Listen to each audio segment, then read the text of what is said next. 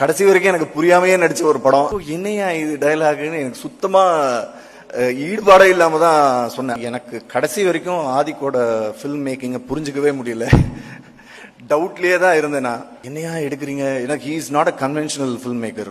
ஒரு சீன் இப்படிதான் எடுப்பாங்கன்ற ஒரு ரெகுலர் ஃபார்மேட் இருக்கும்ல, அது எதுவுமே ஆதிக்கிட்ட இருக்காது.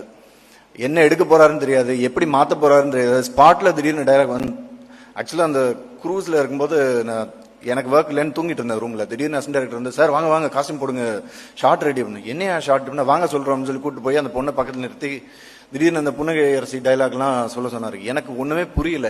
ஐயோ என்னையா இது டைலாக்னு எனக்கு சுத்தமா ஈடுபாடே இல்லாம தான் சொன்னேன். அப்ப வந்து டைலாக் புன்னகை அரசிக்கு தெரியாம பண்ணோம்ல அப்படின்னு இருந்தது. அது வேற பயம். அப்புறம் டப்பிங்ல அவங்க அப்பா கிட்ட பர்மிஷன் கேட்டு புன்னகை அரசிட்ட கேட்டுட்டு மாத்திக்கிறேன் ஏதோ டைலாக் மாத்தினேன். கடைசி வரைக்கும் எனக்கு புரியாமையே நடிச்ச ஒரு படம். ஆனா Adhik, thank you so much. Had great time. ஒவ்வொருத்தர் கூடயும் ஸ்பெண்ட் பண்றதுக்கு எனக்கு நிறைய டைம் கிடைச்சது. ஒவ்வொருத்தரா பேர் எடுத்து நான் இப்போ சொல்லல டைமுக்காக. பட் இந்த படத்தோட சம்பந்தம்